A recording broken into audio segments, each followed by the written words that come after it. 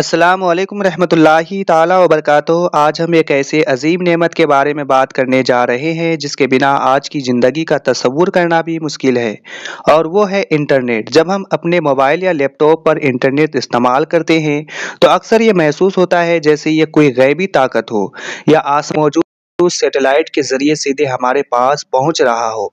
लेकिन हकीकत इससे बिल्कुल अलग है और अल्लाह की बनाई हुई दुनिया की ये एक हैरान कर देने वाली टेक्नोलॉजी है। दरअसल दुनिया का 99% से ज़्यादा इंटरनेट हवा में नहीं बल्कि समंदर की गहराइयों के नीचे और ज़मीन के अंदर बिछी हुई मजबूत तारों के ज़रिए चलता है। इन खास तारों को ऑप्टिकल फाइबर केबल कहा जाता है। एक ऐसा निज़ाम है जिसे इंसान ने इल्म और समझ के ज़रिए तैयार किया और यकीनन ये भी अल्लाह की अता की हुई अकल का नतीजा है। अगर हम इंटरनेट को आसान लफ्ज़ों में समझें तो ये एक बहुत बड़ा आलमी जाल नेटवर्क है जो दुनिया भर के करोड़ों अरबों मोबाइल कंप्यूटर और दूसरे स्मार्ट डिवाइस को आपस में जोड़कर रखता है। इस पूरे निज़ाम को समझने के लिए दो अहम बातें जानना ज़रूरी है। क्लाइंट और सर्वर। जब आप अपने घर में बैठकर मोबाइल या कंप्यूटर चलाते हैं तो आपका डिवाइस एक क्लाइंट यानी एक इस्तेमाल करने वाला यूज़र होता है जो जानकारी हासिल करता है। वही जिस वेबसाइट, वीडियो या ऐप की जानकारी आप हासिल करना चाहते हैं वह दुनिया की किसी कोने में मौजूद एक ताकतवर कंप्यूटर में महफूज होती है जिसे सर्वर कहा जाता है। आप सर्वर को एक बहुत बड़ी डिजिटल लाइब्रेरी की तरह समझ सकते हैं जहां बेहिसाब मालूमात जमा है और आपका मोबाइल एक ऐसे शख्स की तरह है जो उस लाइब्रेरी के निगहबान में कोई ख़ास किताब तलब कर रहा हो। तो अब ये एक अहम सवाल पैदा होता है कि आपके छोटे से मोबाइल से लेकर 7 समंदर पार मौजूद उस सर्वर तक रास्ता कैसे बनता है। तो यही वो जगह है जहां समंदर की तक बिछी हुई ऑप्टिकल फाइबर केबल्स अपना किरदार अदा करती है। दुनिया की बड़ी-बड़ी टेक्नोलॉजी और कम्युनिकेशन कंपनियां मिलकर समंदर की गहराइयों में इन तारों का एक बहुत बड़ा और पेचीदा जाल बिछाती है। ये बारीक केबल्स जो है दरअसल शीशे जैसे नलियों से बनी होती है जिनके अंदर डाटा रोशनी की शक्ल में सफ़र करता है और यही भी अल्लाह की कुदरत है। इंसान ने इल्म को सफ़र का ज़रिया बना लिया। ये तारे पूरी दुनिया के मुल्कों और महाद्वीपों को आपस में जोड़ती है। जब ये समंदरी केबल्स हमारे मुल्क के किनारों जैसे मुंबई या चेन्नई तक पहुंचती है तो यहाँ से इंटरनेट देने वाली कंपनियां अपना काम शुरू करती है जिन्हें इंटरनेट सर्विस प्रोवाइडर आईएसपी कहा जाता है। भारत में रिलायंस जियो, एयरटेल और बीएसएनएल जैसे कंपनियां इसी जिम्मेदारी को निभाती है। ये कंपनियां उन समुद्री तारों से कनेक्शन लेकर पूरे मुल्क में शहरों, गांव और गलियों तक अपनी केबल्स फैलाती है। आखिर में आपके इलाके के मोबाइल टावर या घर के वाईफाई राउटर के जरिए यानी नेटवर्क बेतार यानी वायरलेस तरंगों की शक्ल में आपके डिवाइस तक पहुंचता है और फिर आप पलक झपकते ही दुनिया के किसी भी कोने में मौजूद सर्वर से जुड़ जाते हैं। अब यह एक दिलचस्प और सोचने पर मजबूर कर देने वाला सवाल सामने आता है कि इन लंबी और गहरी केबल्स के अंदर आपका डाटा आखिर चलता कैसे है। जब आप अपने फ़ोन पर कोई वीडियो चलाने के लिए क्लिक करते हैं तो हज़ारों किलोमीटर दूर बैठे सर्वर कैसे पता चलता है कि आपने क्या मांगी है। तो वही वीडियो सिर्फ आपके ही मोबाइल की जो स्क्रीन तक पहुँचे, ना कि किसी और के फ़ोन पर। अब इस हिस्से में हम इसी राज को आसान और दिल को छू लेने वाले अंदाज में समझेंगे ताकि ये इल्म भी हमारे लिए एक नेमत बन जाए। इस पूरी सटीकता का राज एक खास नंबर से छिपा होता है जिसे आईपी एड्रेस कहा जाता है। इसे समझने के लिए एक आसान मिसाल लेते हैं, जैसे कि डाक खाना यानी पोस्ट ऑफिस की सोचिए। आप अपने किसी दूर रहने वाले दोस्त को एक ज़रूरी पार्सल भेजते हैं। आप उस पार्सल पर क्या लिखते हैं? उसका पूरा पता, घर, शहर और पिन कोड। अगर पता सही नहीं होगा तो पार्सल कभी सही जगह नहीं पहुंचेगा। यही उसूल इंटरनेट की दुनिया में भी लागू होता है।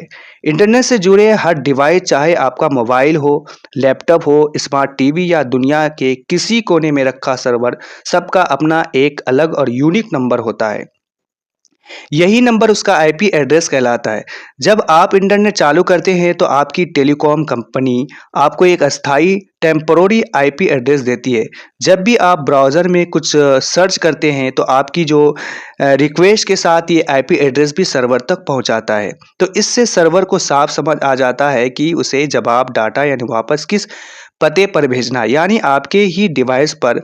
अब यह एक और दिलचस्प बात सामने आती है कि आईपी एड्रेस दरअसल नंबरों की लंबी सीरीज होती है, जैसे कि 192.168.110। जैसे याद रखना हमारे लिए मुश्किल है, लेकिन हम इंसान नाम आसानी से याद रखते हैं, जैसे youtube.com या facebook.com, मगर कंप्यूटर नाम नहीं समझते, वो सिर्फ नंबर आईपी एड्रेस की ज़बान समझते हैं। तो फिर ये तालमेल कैसे बनता है? तो यहीं पर आता है एक बेहद शानदार सिस्टम, जिसे डोमेन नेम सिस्टम, जिसे डीएनएस कहा जाता है। डीएनएस को आप इंटरनेट की एक बहुत बड़ी और समझदार फ़ोन बुक समझ सकते हैं। जैसे आपके मोबाइल में सेव जो है कॉन्टैक्ट्स, आप नाम दबाते हैं और कॉल खुद ब खुद नंबर पर लग जाती है, ठीक उसी तरह डीएनएस काम करता है। जब आप अपने ब्राउज़र में किसी वेबसाइट का नाम लिखते हैं, तो आपका डिवाइस सबसे पहले डीएनएस सर्वर के पास जाता है और उससे पूछता है इस नाम के पीछे कौन सा असली नंबर आईपी एड्रेस छिपा है। डीएनएस तुरंत उस नाम को उसके असली आईपी एड्रेस में बदल देता है और फिर आपकी जो रिक्वेस्ट सही सर्वर तक पहुंच जाती है कि इस नाम वाली वेबसाइट का असली आईपी एड्रेस क्या है। तब डोमेन नाम सिस्टम अपनी विशाल डिजिटल डायरी से वो नंबर निकालकर आपके डिवाइस को बता देता है और फिर आपका फ़ोन सीधे उसी सर्वर से जुड़ जाता है। जिस तरह कोई मुसाफिर सही पता मिलते ही अपनी मंजिल की तरफ बढ़ जाता है, अब जब भेजने वाले को भी पता चल गया और पाने वाले को भी, तो शुरू होता है डाटा का सफ़र, जो अपने अंदर एक अजीब सी हिकमत और नज़्म लिए हुए हैं। मान लीजिए आपको 1 जीबी की कोई बड़ी फिल्म भेजी जा रही है। सर्वर उसे एक साथ नहीं भेजता, बल्कि छोटे-छोटे हिस्सों में बाँट देता है, जिन्हें टेक्निकल ज़बान में पैकेट्स कहा जाता है। ये बिल्कुल ऐसा है जैसे एक बड़ी तस्वीर को कई टुकड़ों में बाँट दिया जाए। हर पैकेट पर भेजने वाले और पाने वाले का पता, आईपी एड्रेस दर्ज होता है और साथ ही एक नंबर भी, ताकि बाद में सब कुछ सही क्रम में जोड़ा जा सके। फिर में लाखों पैकेट्स इंटरनेट के जाल में छोड़ दिए जाते। अब यहाँ एक और कमाल सामने आता है कि इन पैकेट्स को रास्ता दिखाने का काम करते हैं राउटर। ये ऐसे हैं जिसे रास्तों पर खड़े रहनुमा या निगहबान, जो हर पैकेट को सबसे सही, तेज और सुरक्षित रास्ते से आगे बढ़ाते। कभी कभी एक ही वीडियो के अलग अलग टुकड़े अलग अलग रास्तों से आपके पास पहुंचते हैं। ये इंतज़ाम इसलिए है कि अगर कोई रास्ता बंद हो जाए तो भी सफ़र रुक ना जाए, बल्कि दूसरा रास्ता अपना लिए जाए। तो ये भी उस हिकमत का हिस्सा है जो इंसान को अता की गई है। जब ये सारे टुकड़े आपके मोबाइल तक पहुंचते हैं, तो आपका डिवाइस उन्हें बहुत तेज़ी से जोड़ता है। अगर कोई टुकड़ा जो है गुम हो जाए, तो दोबारा मंगवाया जाता है, ताकि तस्वीर मुकम्मल हो सके।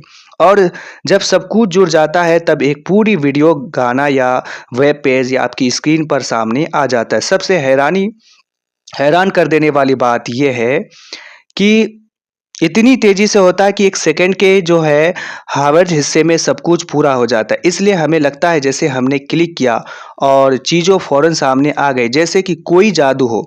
लेकिन हकीकत में ये जादू नहीं है, बल्कि इल्म और तदब्बुर, सोच यानी विचार और काबिलियत है, जो अल्लाह ताला ने इंसान को अता फ़रमाई, जिससे उसने पूरी डिजिटल दुनिया को मुमकिन बनाया। यही है इंटरनेट की असली खूबसूरती, जहां साइंस और इंसानी समझ मिलकर एक ऐसा निज़ाम बनाते हैं जो आज पूरी दुनिया को एक धागे में पिरोए हुए हैं। अगर आपको आज की ये जानकारी पसंद आई हो और आपने कुछ नया सीखा हो, तो वीडियो को लाइक करें, चैनल को सब्सक्राइब करें और इस इल्म को अपने दोस्त तक ज़रूर पहुंचाइए, क्योंकि इल्म बांटने से बढ़ता है।